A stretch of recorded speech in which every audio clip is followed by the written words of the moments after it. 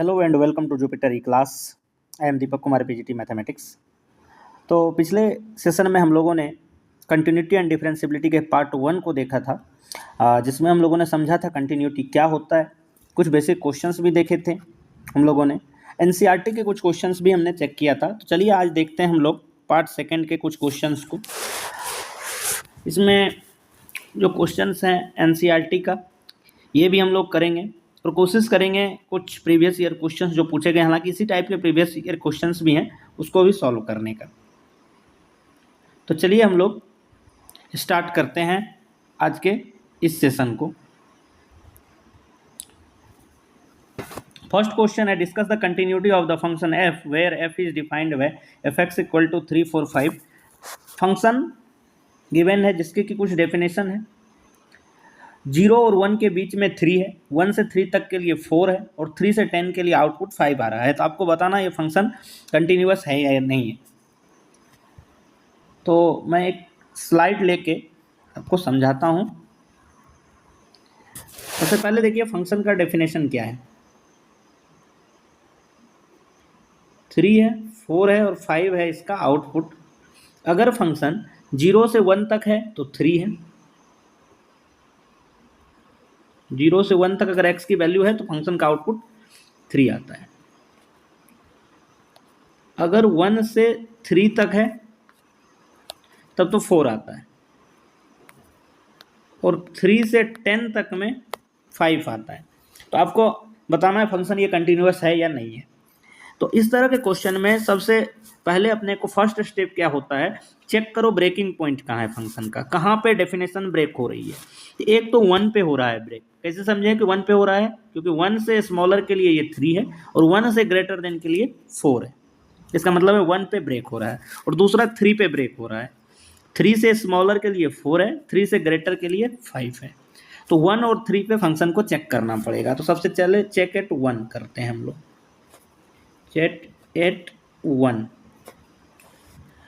According to the definition हम लोग क्या करेंगे, सबसे पहले LHL फाइंड करते हैं। LHL लेफ्ट हैंड लिमिट, तो डायरेक्ट मैं यहाँ लिखता हूँ limit x tending to 1 negative f of x।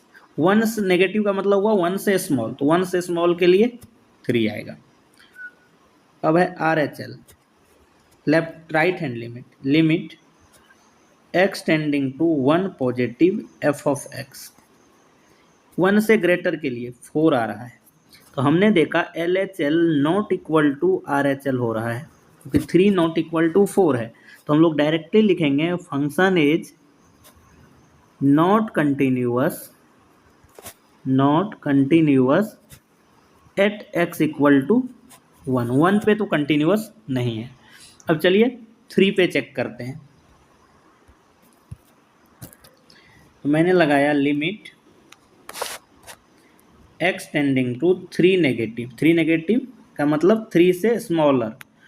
3 से स्मॉलर के लिए फंक्शन है का आउटपुट आता है 4। Limit x tending to 3 positive f of x, इसका आंसर आता है 5। तो यहाँ भी हमने देखा LHL not equal to RHL, so function is not continuous at x equal to 3। तो फंक्शन 3 पे भी कंटिन्यूअस नहीं है और 1 पे भी कंटिन्यूअस नहीं है। Next question number 15, f x equal to 2x 0 और 4x। यहाँ भी डेफिनेशन वही है, क्वेश्चन सेम पैटर्न पे है। चलिए इसको भी मैं सॉल्व करता हूँ।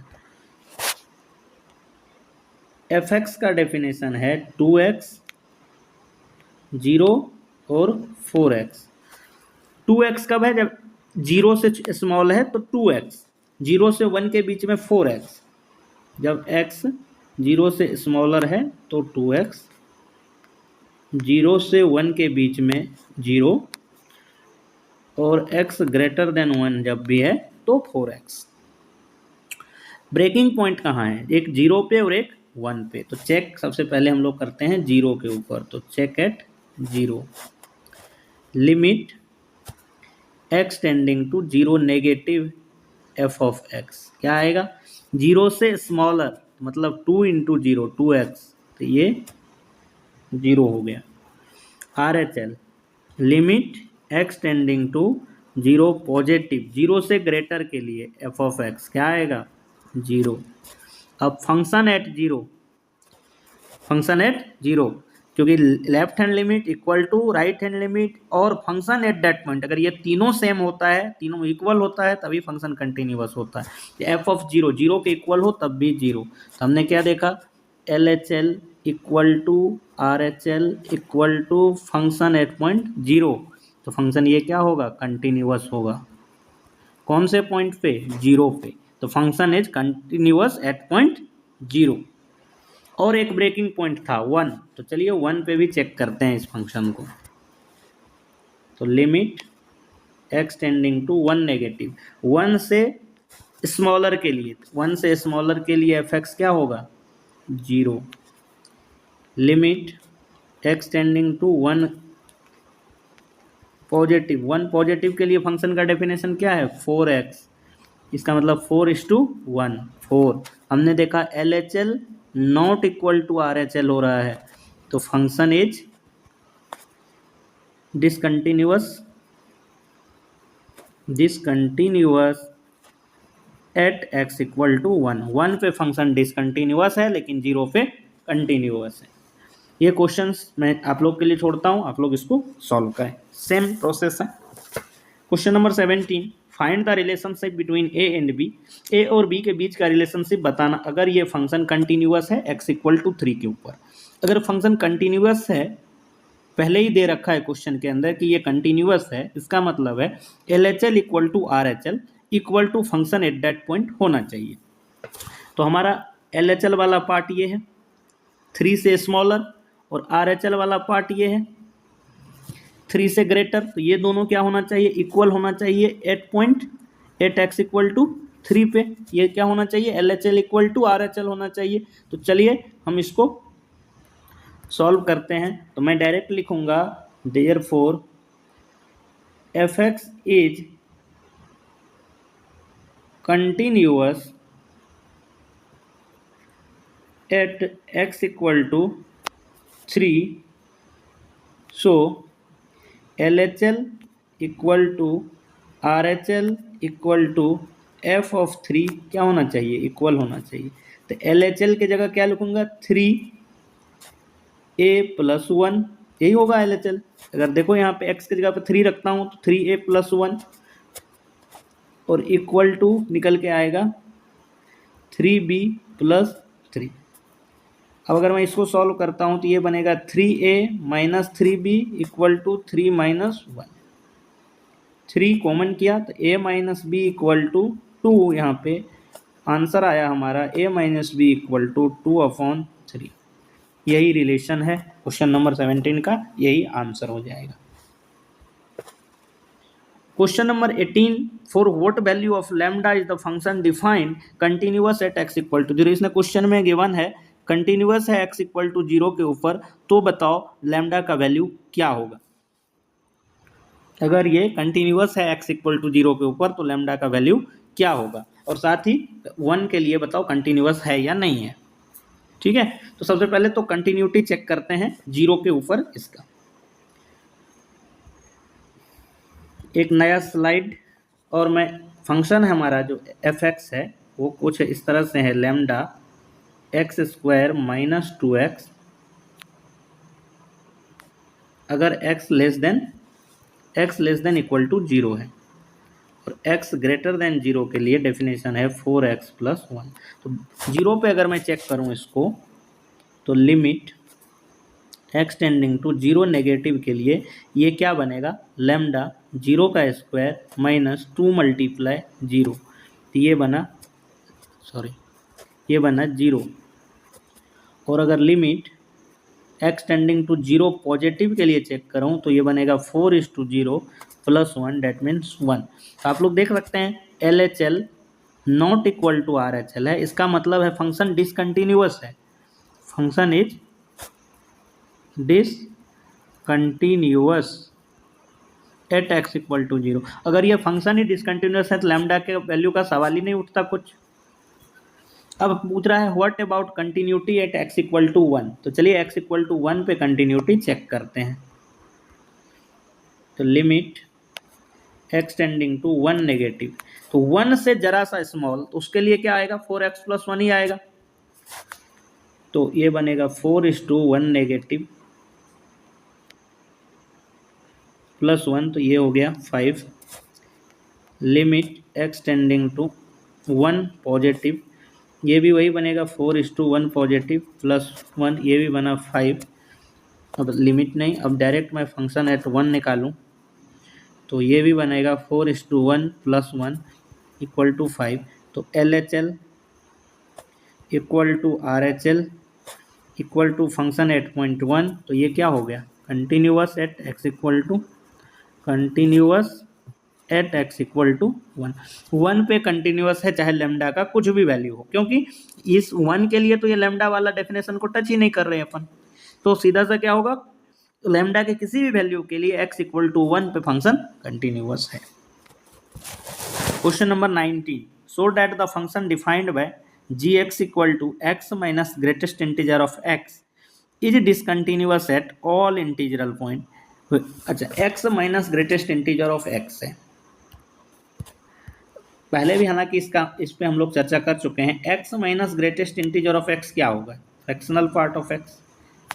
अगर मैं सिंपली निकालूं 2.35, मान लो 2.35 में एक वैल्यू लेता हूं, तो माइनस ग्रेटेस्ट इंटीजर ऑफ 2.35 क्या आएगा, ये तो आएगा 2.35 और ये आएगा 2, तो आंसर आया हमारा 0.35।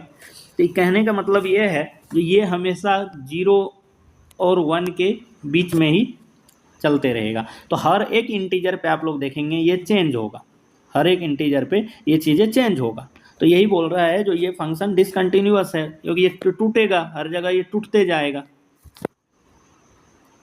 हर एक इंटीजर के पॉइंट पे ये चीज़ें टूटता है, तो ये फंक्शन क्या होगा डिसकंटिन्यूअस हो जाएगा। क्वेश्चन नंबर 20 है, is the function defined by f x equal to x square minus 9x plus 5 is continuous at x equal to pi. क्या x square minus 9x plus pi continuous है x equal to pi के ऊपर, वो check करना है।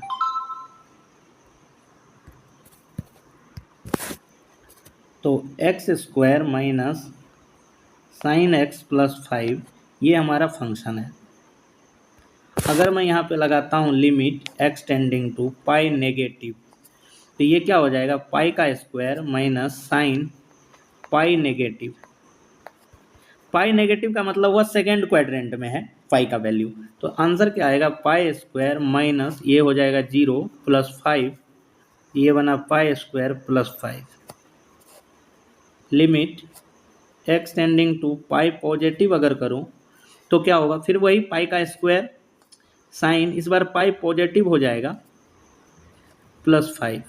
पाई positive मतलब third quadrant में, तो वैल्यू भले ही ये पॉजिटिव 0 हो जाएगा, लेकिन उससे क्या असर पड़ता है, 0 नेगेटिव में हो या पॉजिटिव में कुछ अंतर तो पड़ता नहीं है। तो LHL इक्वल टू RHL, और फंक्शन को अगर पाई पे निकालूंगा तो यही होगा, यहाँ पे रख दो तो पाई का स्क्वायर माइनस 0 प्लस 5, तो ये भी क्या निकल के आया पाई स्क्वायर प्लस 5।